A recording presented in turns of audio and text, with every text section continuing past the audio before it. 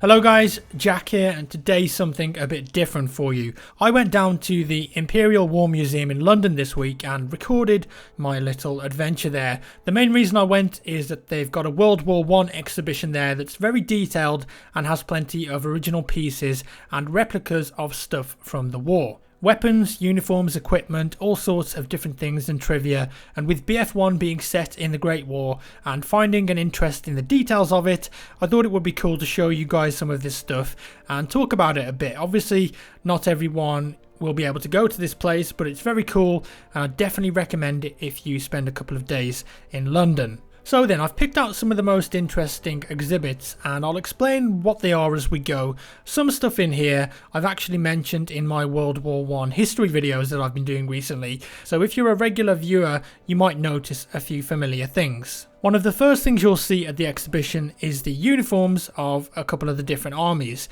in colour of course instead of black and white photos. Here the Russian army, most of whom were peasants and marched unwillingly to war and were poorly equipped, yet still they had the largest army in the conflict. And next the Austro-Hungarian Empire in the blue and red, and then of course the German army led by the world's most professional officers. You'll recognise the red sleeves from BF1 when playing as the Germans. This fancy looking trench coat here was worn by Kaiser Wilhelm II. He was the German emperor at the time of the Great War. And finally in this cabinet, the French. Nearly 1.8 million French lives were lost from 1914 to 1918 and over 4.2 million wounded.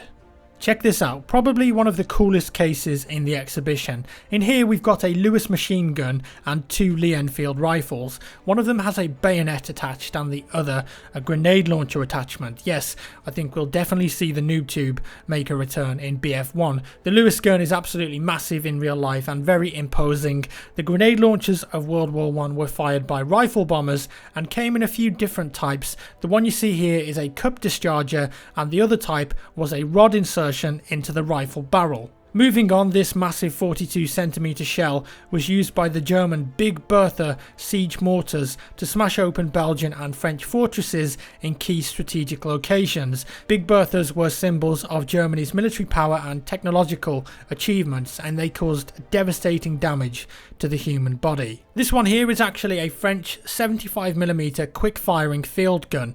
Plenty of stationary guns like this in BF1, and this one was used by the 61st Field Artillery Regiment on the Marne. It could fire up to 20 shrapnel shells each minute and was known for its accuracy, causing enormous numbers of casualties. By 1914 though, all of the major armies in the war had similar weapons to this, but none of them were as reputable as the 75, which even has an alcoholic cocktail named after it. A British entrenching tool here. Digging and trench warfare were a massive part of World War I, and every British infantryman carried one of these. Effective at digging holes but also at smashing people in the face should the need arise. And here a large collection of melee weapons, trench maces, clubs, knives, things that don't even have a name. Sometimes it was just a stick or a lump of metal on the end of a stick and you could just swing it at people. Melee combat would have been brutal in World War I. You'll also notice a few grenades in here too, a mortar and interestingly a British launch catapult or bob engine at the end there. These were issued in 1915 and were used to silently lob grenades into German trenches, but they did give away the weapon's position when they were fired and they were difficult to aim with short range. Catapults in BF1 maybe, we'll see, could be pretty interesting that one. And these signs here too, they actually use these in the trenches to label them for the purpose of quick navigation, warning and also commands.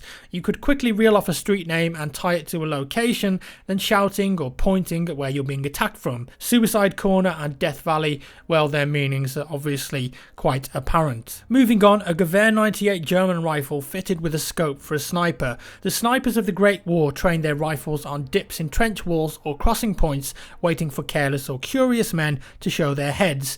And with Germany's tradition of shooting and hunting clubs, during the course of the First World War, they were able to call upon plenty of excellent marksmen and sharpshooters, whilst its advanced optics industry at the time gave their weapons superior telescopic sights. And next to that rifle in the case is this weird looking thing, the first iteration of a ghillie suit perhaps. This is actually a British sniper robe used to help him blend into earth, foliage and cover in no man's land. British snipers in World War I operated in pairs, one to observe and spot and the other to shoot. This weird looking contraption is the German Minenwerfer, which terrified Allied soldiers. It launched slowly tumbling heavy bombs into the sky and decimated anything around where they landed. British Colonel James Jack said about them, "Once again, some of the trenches have been mauled by Minenwerfer fire. 3 men blown to bits by 1 bomb. I find it intensely disagreeable." Next up, this is really interesting. It's some of the armour and protection worn by soldiers of World War I. Of course, we've seen the knight-like character in the trailer for BF1 wielding the machine gun. We've got the lobster armour on the left and even a sandbag hat at the top there that you could wear and peek out of. And at the top left, I think that's actually a sniper guard that might be a customization option for snipers in BF1. It's an interesting contrast. Some of this armour looks so medieval, yet other pieces resemble more modern body armour. Mining and digging counter tunnels was also a huge part of trench warfare in World War I. Underground, soldiers would use devices like this one here to listen for German mining activity. These are called geophones and were a French invention used to magnify sound waves in the ground and listen to them, using a stethoscope, a compass and 2 discs containing mercury pressed to the tunnel floor or the walls of a tunnel, and the user could figure out the location of any talking or digging. And this here is breathing equipment used by British and Germans to go in and rescue teams of stricken diggers who'd succumb to gas buildups or carbon monoxide poisoning in the tunnels underground. That mask on the right there looks very similar to the one that Flamethrower Dude has in the Battlefield 1 trailers. Periscopes were used by all armies in the trenches as well to peer over the top without being directly exposed to danger. And also check this out, this is actually a fake tree with a steel core used by British snipers and observers. The real trees were removed and replaced overnight by fake ones. The soldier could then crawl up inside and watch the German lines from safety, in before we see these in BF1. And this here is a Livens projector, and it fired gas bombs at German lines, invented by William Livens, who mistakenly believed his wife had died in a German submarine attack and wanted revenge. These were introduced in 1916 and could effectively flood wide areas with concentrated poisonous gas clouds. Some more gas attacks and shells here. Gas caused irritation, sneezing, vomiting, bleeding and in some circumstances death. Here we see some early gas masks and protection from gas attacks. Towards the end of the war, availability and technology of gas masks was so good and prominent that gas attacks just weren't as effective as they used to be, so the armies didn't use them as much. Also, injured soldiers from gas attacks could return to the front after a few weeks of rest and recovery. It just wasn't as effective as artillery and not a war-winning weapon. This is a fez hat worn by a black German soldier serving with the colonial forces in Cameroon. And then next to that, an Australian uniform with hat and British Indian Army uniform complete with the Lee Enfield rifle. Next up, this is really great. This is actually the 5.5-inch gun manned by Jutland Jack on a ship. If you remember, a few weeks back I did a video on this guy.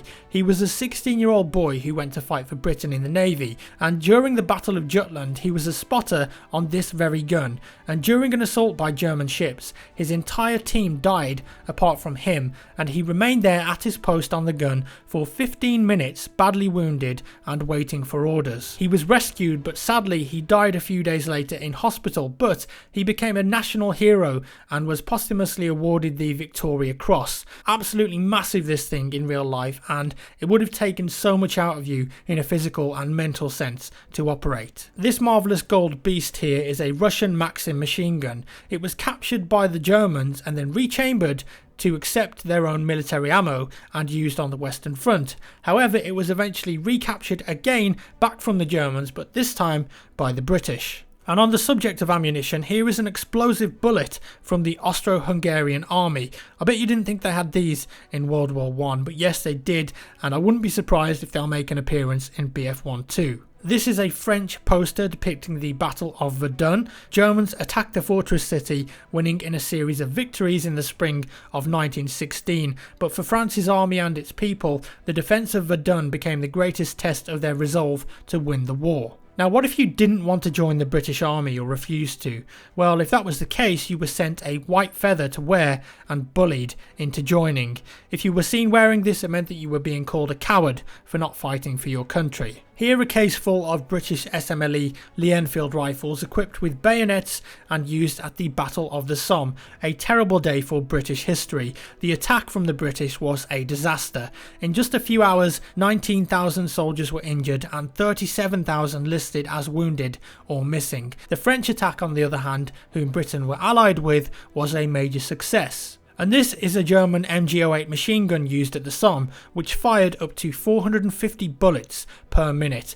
On July 1st, the start of the Battle of the Somme, this weapon caused heavy casualties as German machine gunners emerged unscathed from the previous British bombardment of artillery and bombs as they were dug in too deep and survived. The British soldiers going over the top and crossing no man's land had no chance. They were exposed and very easy targets. And here, this massive thing called Mother is a British heavy artillery gun, a 9.2 inch howitzer which pounded German lines at the Somme with over 1.5 million shells. Moving on, another Gewehr 98 and a Madsen light machine gun, both of them with inscriptions and markings on them showing how soldiers customised their weapons in World War I. The Gewehr 98 has an interesting story to it though.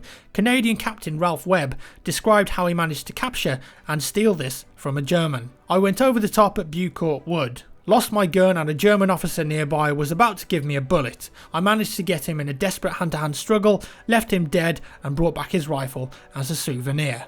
More uniforms here, British and French volunteers standing next to each other, and this uniform here is actually a woman's in the Ministry of Munitions. Whilst women didn't fight on the front lines in World War I, they were key in working in munitions factories and creating ammo. And this particular 8-inch high explosive shell was the first ever one made by women in Britain at the Cunard Shell Factory in Liverpool. 85% of the workforce there were female and would go on to make 400,000 more shells. These are actually some remnants of a fallen Zeppelin L-31 airship shot down by British fighters. An ammo box and binoculars can be seen here, and up above hanging from the ceiling is an observation car from a Zeppelin. It contained an observer with a telephone who helped to navigate the airship and aim the bombs.